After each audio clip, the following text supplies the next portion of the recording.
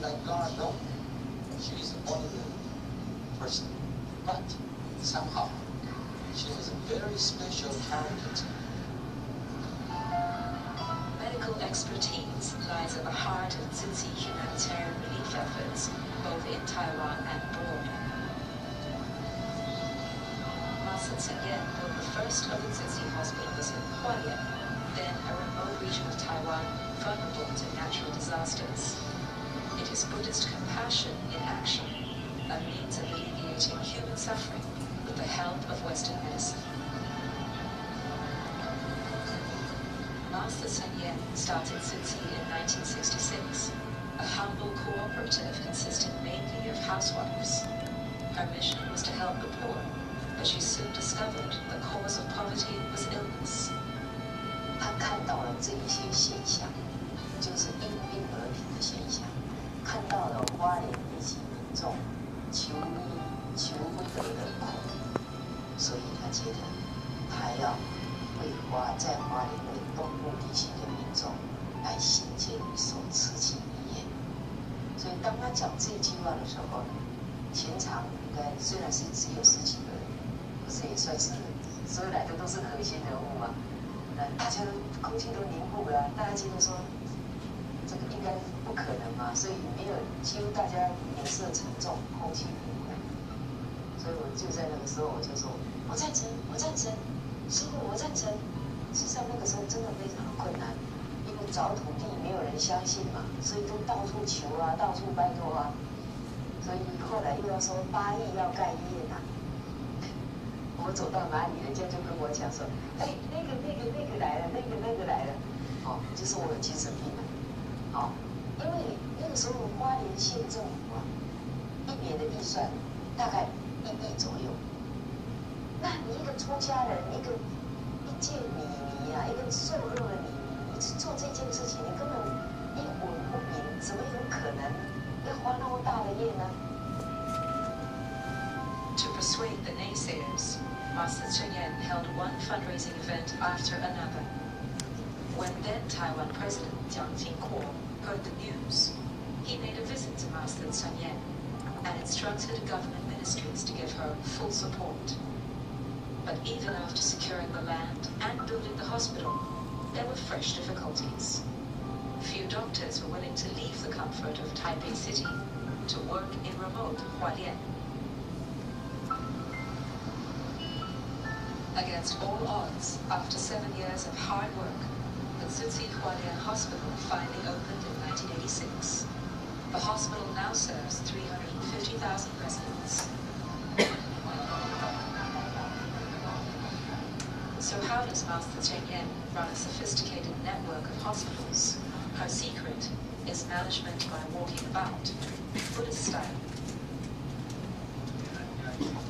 She listens to the needs of both doctors and patients and looks for ways of making things work better.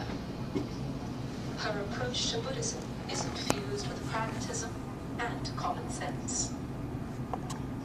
You to practice Buddhism, not only talk about it, the practice is more important.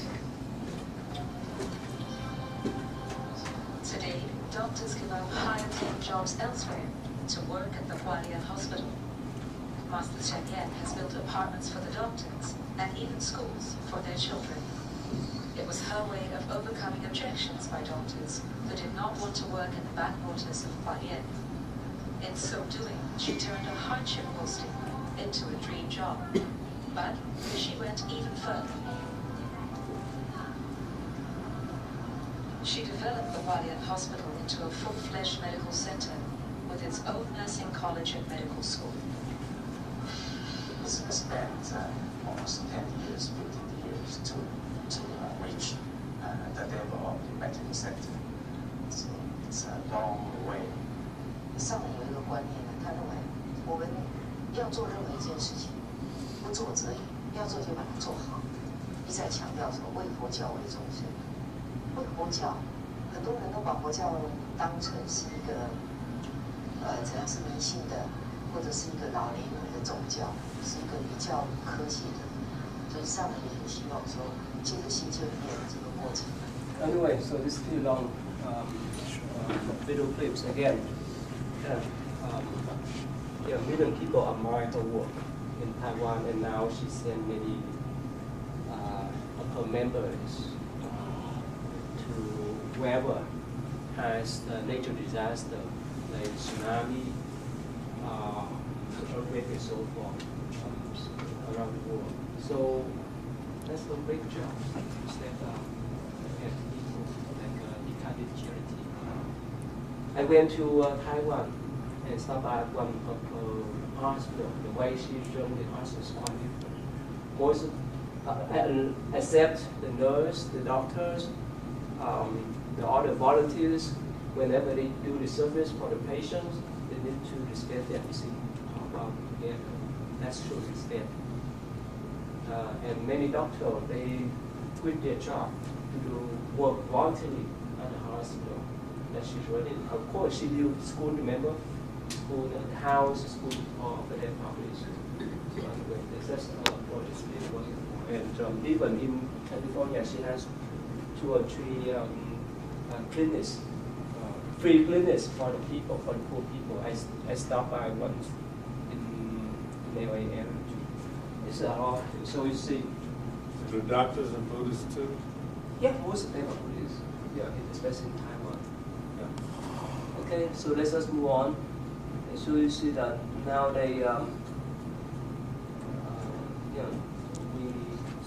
we need to step out. Besides doing meditation, we utilize the practice to help other people to transform their suffering physically, mentally. And of course, for me, when I was young, I really admired the Catholic Christian people. They have a lot of social work program, right? They do actually most of the private school and hospital in this country was built by Catholic Christian people, right? So for me, I really hope that one day we'll do something.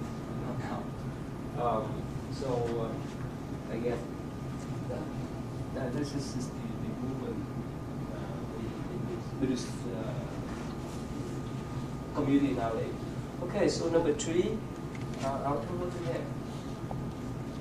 The Vipassana Yes. movement. I think it translated to insight meditation. Yes. And I know that it came from the Theravada Buddhism. Yeah.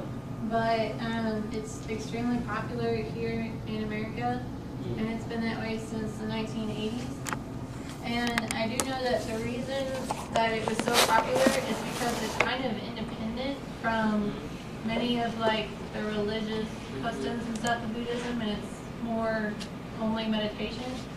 And that now it's used a lot by doctors and teachers and stuff for people, and there was a movement brought about by followers, and they spread it more around the West. And that's basically all I found. Yeah, again, in Buddhism, we don't need to label, oh, this is Buddhist practice, this is Buddhist principle. No, this is not important.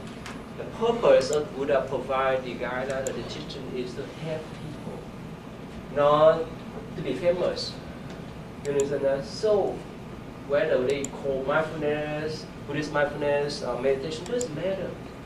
I remember when we had conversation with Dr. Ida, right? Okay, right now.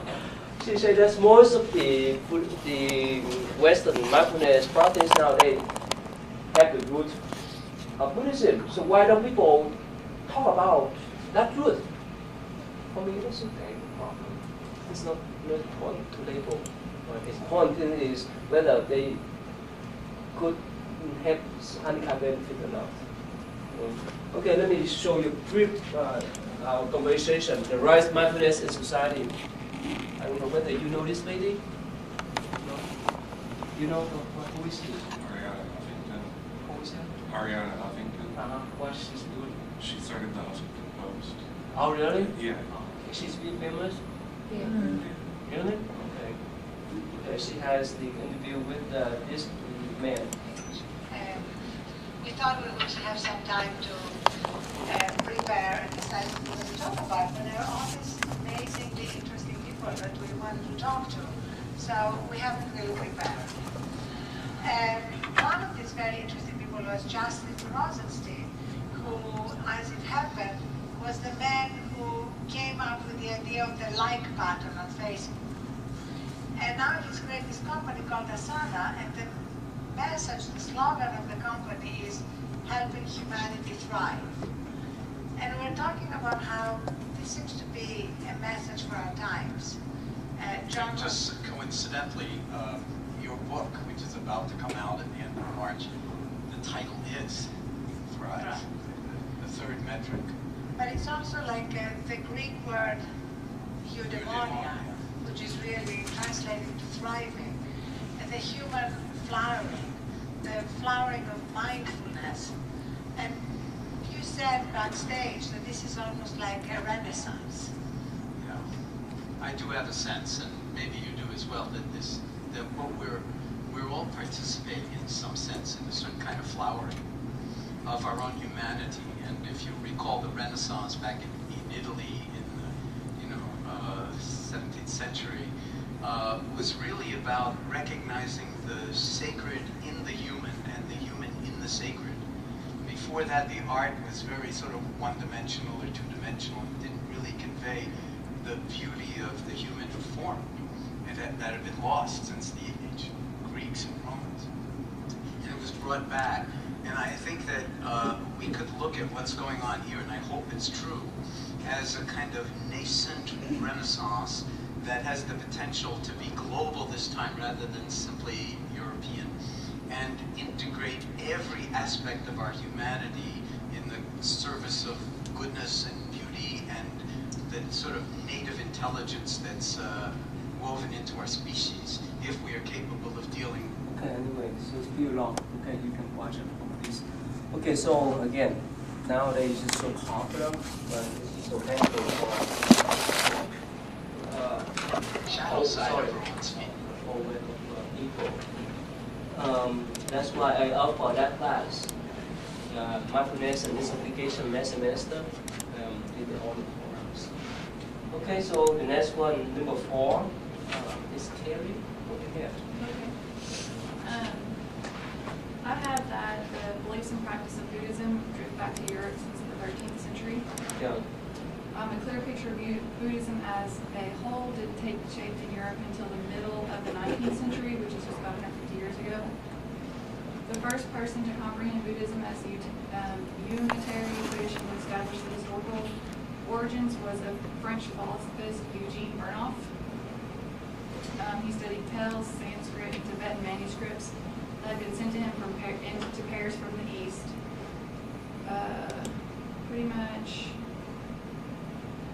through later generations of scholars, greatly expanded upon Burnouf's work and filed in many missing pieces. They regarded as essentially accurate the outline of the Indian Buddhism as he proposed to the groundbreaking study. Inspired by the Dhamma, a few adventurous spirits left their homelands to travel east to learn Buddhism and then come back and share it with other Europeans.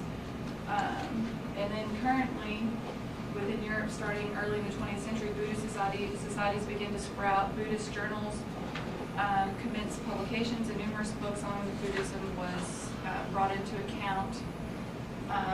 There's different phases of it. During the transition, the Western Buddhist phase 2 was facilitated by 2 main factors: an increasing number of Asian Buddhist teachers who traveled to the West, and then the second factor was the return to the West from the young Westerners who had traveled to Asia during the 1960s and the early 70s. It was kind of like a movement, almost like the hippie movement. A lot of people out West started practicing yoga, and they would even travel overseas to learn it. And I guess one of the famous people that did that was Irma Thurman. Her dad was kind of like a hippie guy that went yoga and traveled, learned Buddhist, and his daughter is also Buddhist. That was just somebody who I could point out. So other than that, that's really all I have. It's viewed in Europe as a sense of a path to awakening, a way that brings deep understanding to the mind and makes accessible new dimensions of the being. Hence, at the stage of Buddhism becomes a means full of spiritual transformation directly through experience and not arrived by conceptual reflection. That's what I have. So which one was more striking pose that you recognize? While Buddhism is spread in Guru? Which one? Who's the one? Who's the Burnoff guy or whatever? Burnoff? Is that what you're asking me? I don't understand what you're asking. Who's the more? Anything to say more? Basically, you know, I got pretty much what she said. And, try to summarize and read. Okay, yeah, I'm going to summarize, you know. Okay. So what do you find? Like, you know, basically, you know, Buddhism started 2,500 years ago, but it was not known into the West and Europe until, like she said, like about the, actually it's like there was bits and pieces in the 18th century, but basically in the 19th and the 20th century, that's when, you know, people went to the East, to Asia, because they wanted to find out about it. You know, they wanted to see for themselves what the tradition, how the monastery operated, and the traditions, and how they wanted to see the meditation on stuff. They wanted to see it for themselves. And when they came back, like she said, when they came back, they opened up within their circle, scholars or whatnot. They started. They translated the Nirvana and the Madonna text into German, English, and French. And so the people started getting word of this, and they started to like the way that it brought where you didn't have to believe in anybody, as like it just said, you had to find out for yourself the ideas of the Buddha, and they had to investigate for themselves what they believed. They liked that in the meditation, you know, the meditation, it was, you know, so people just took to it. And today it's flourishing real well in Europe. You want to add some more? Yeah, one thing to add really is that it was more popular in Western Europe compared to Eastern Europe, but interestingly enough, Buddhism is listed as one of Russia's official religions, which I thought was pretty cool. And they see it as a religion that's native to their soil, I guess, from their far eastern border. And then just what that says up there, that Alexander the Great, you know, there's a Greek colony in Pakistan. Not starting from the 19th century, it's not from early times. Okay, yeah, I've seen that. Yeah, Alexander the Great. But did it catch on real good? I mean, it was. I don't think it influenced. It didn't have. Not much, but we knew about it. But this, I don't know. Let me pack you the story. You go ahead. Continue to talk. So, yeah, I think the Europeans knew about it from Alexander the Great and onward, but it didn't influence us much. Yeah. Yeah, that's what I was kind of getting. It was like pieces and bits of it, but it wasn't a concrete. Yeah. There's a story.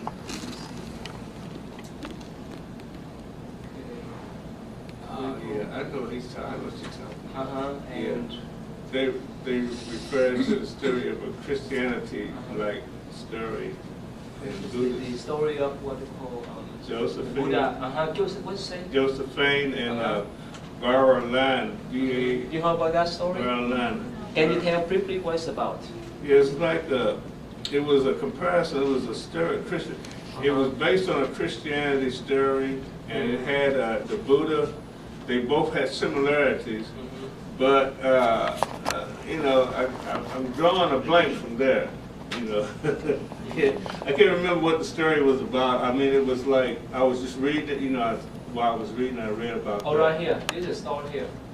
Balaam and Josephine. That is the story of the Buddha, about the Buddha. This one here, right? Yeah, this one. Yeah. So there's stories of Buddhist monks that were kind of Christianized. Yeah. When remember the Ashoka time, he sent many missionary groups to Western, Eastern Europe, basically. And this is why this story spread to the West.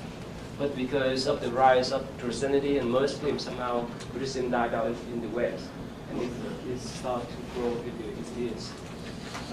So this just had root there. Not starting from 18th century. Yeah.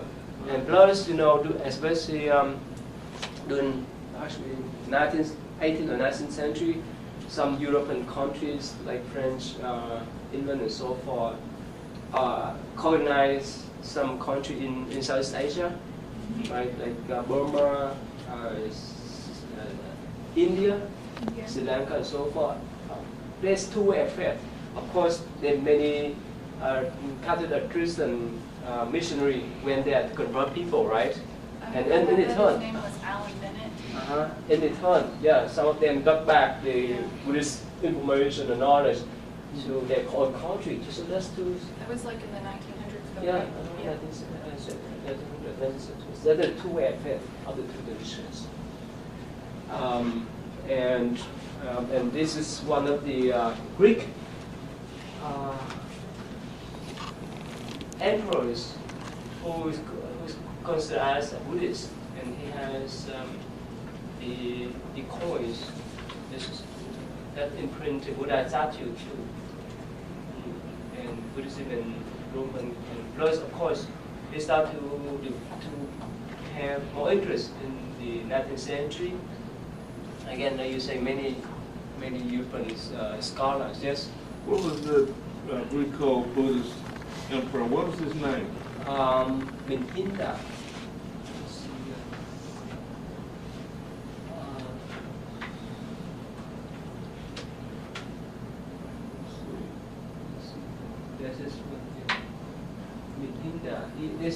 There's one conversation, one book to talk about his conversation with a monk.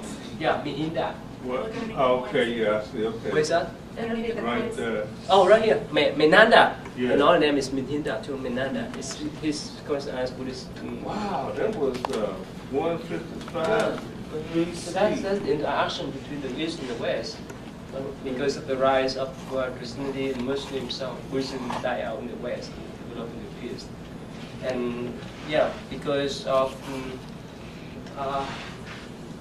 the colonization of the West, the European countries, so many European scholars have interest in learning Buddhism through Sanskrit, Pali, and so forth. We know about later on. Let me see. Repeat what you have on 5. Said Buddhism most likely came to Australia sometime in the middle of the 19th century through Chinese miners who traveled overseas in search of gold. Later, Buddhist Japanese pearl divers came to Australia. Their celebrations of Buddhist festivals grew in popularity towards the end of the 19th century. Sinhalese laborers from Sri Lanka built a Buddhist temple on Thursday Island.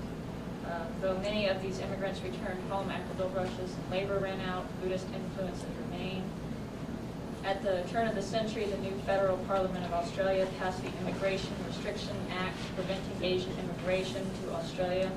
This law stayed in effect for half a century, but Buddhism managed to survive despite Australia's resistance to Asian tradition. Buddhist study groups helped to keep the religion alive and even sponsor overseas visits from Buddhist monks and nuns.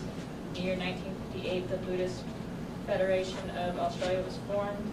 By the 1970s, small monasteries began to pop up, mostly Theravadan, as that was the predominant form of Buddhism in Australia, although all forms could be found. The 70s also saw a boom of Buddhism thanks to the arrival of ethnic Buddhist refugees during the Indo-Chinese Wars. Those who were Theravadan found it easier to blend in with the already establishing monasteries there, whereas Mahayanists, mainly Vietnamese, had a harder time at first, but they were too able to settle in Australia after a time. Okay, so what do you find there? So much to find how Buddhism has started. I just mostly looked at like how it was grounded there and how it was founded, because I had no idea. That's why I picked Australia. Like Okay. when it would have showed up there or anything else. And I thought it would have been a lot sooner actually than just the 19th century actually, because it's so much closer to, but I didn't basically this got influence from the immigrants, right, from China, from Southeast Asia countries, especially after the Vietnam War. It's getting popular. Let me, since we don't have much time, if you have time, please watch this short video clips about the historic monks who show himself how a life of a Buddhist monk in seclusion. Right? You can type the monk story. There's the Western monks. His photo, you know the dress, the robes he wear. Which tradition do you think? No. I wake up about Theravada. 5:30 or 6 The o'clock. band tradition mostly they wear the red one, the red and yellow. This one, the red and orange is the right. And have some exercise. I guess the best part about being a monk is having this kind of like a freedom and a cooling sensation that you get when you have a very contented. Okay, sorry, we don't have much time, so please, that's an interruption. You can watch at home, it's plenty. Okay, now, 6 and 7, founders of Buddhist study in the West, Paula, Carus, Harry, Klaus, Warren, and John Rockwell, Lyman. Again, they are the early Buddhist scholars. Actually, they didn't claim themselves Buddhist scholar, but they translate a lot of Buddhist work from Sanskrit into English. And the other one I show you, Ram David, he translate a lot of Buddhist sutta from Pali to English. Remember I told you about Pali Pitaka? Remember that? So basically they are Buddhist by accident. they didn't name themselves as Buddhist. And number 7, Anglo-German and the Franco-Belgian Buddhologists. Again, they are scholar. They emphasize more in the scholarship way, in the academic field, to do more research about Buddhism and so forth. Actually, one of my Buddhist professor when he was at Penn State University, his name is Zhao Fabrish.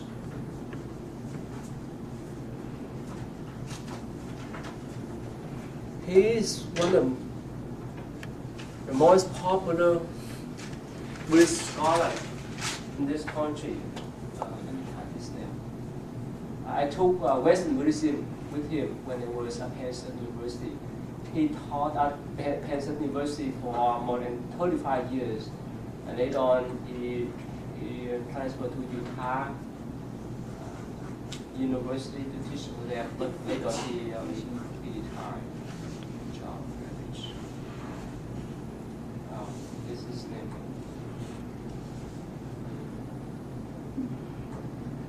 That's him. Yeah, he followed. His master is Chongpa. This is the Tibetan Buddhist monk, but he disrobed later on. He wrote a lot of books on Buddhism. He's one of the most popular Buddhist scholars in this country. Plus the other professor at my university, Professor Lancaster. There's a lot of scholars. Anyway, so since we don't have much time to talk about them. Is he a Buddhist monk? No, he's Buddhist scholar. Okay. His professors at Penn State University and Utah University. Okay, so let's just move on. Number 8, Buddhist Forum. If you have anything to say, is that y'all? I accidentally did 7. I forgot which one I chose. Oh, okay. Sorry. Okay. So what do you find under the 7 then? Well, I didn't really understand the question that well, so I actually studied France. Looked at France and Germany, just Buddhism in general. Mm-hmm. And basically, there's a lot of interest in Buddhism in France. Yeah. There's an estimated 600,000 practitioners. They have large monasteries there. And they have a weekly French TV program called Buddhist Voices. Yeah. there's a lot of people being drawn to it and a lot of study going on in France. And then also in Germany, the article I read that you had on Encore said that they don't actually have a full-blown monastery in Germany, but there's a lot of pagodas and people living the monastic life, although there's not necessarily a monastery. Yeah. And Buddhism in Germany reflects a history of over 150 years. And the first Buddhist text was available in German. It was translated by Albert Weber in 1860. Originally, she's like God, no? She's only the person.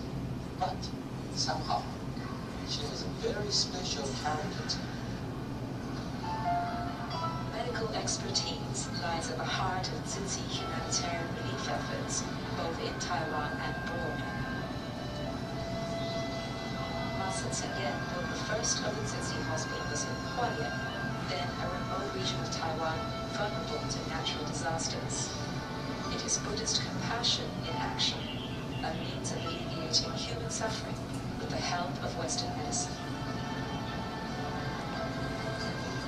Master Sun Yan started Tzu in 1966, a humble cooperative consisting mainly of housewives.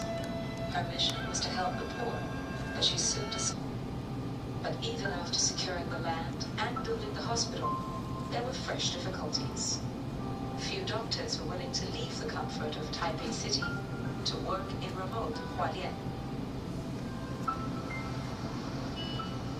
Against all odds, after 7 years of hard work, the Tzu Hualien Hospital finally opened in 1986. The hospital now serves 350,000 residents. So how does Master Chen Yan run a sophisticated network of hospitals? Her secret is management by walking about, Buddhist style. She listens to the needs of both doctors and patients and looks for ways of making things work better. Covered, the cause of poverty was illness. 他看到了这一些现象，就是因病而贫的现象，看到了花莲一级民众求医求不得的苦，所以他觉得他要为在花莲为东部地区的民众来兴建一所慈济医院。所以当他讲这句话的时候，全场应该虽然是只有10几个人，可是也算是所有来的都是核心人物嘛。大家都空气都凝固了，大家觉得说这个应该不可能嘛，所以没有几乎大家脸色沉重，空气凝固。所以我就在那个时候我就说，我赞成，我赞成，师父我赞成。事实上那个时候真的非常的困难，因为找土地没有人相信。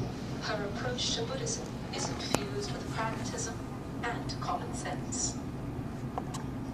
You to practice Buddhism, not only talk about it. The practice is more important.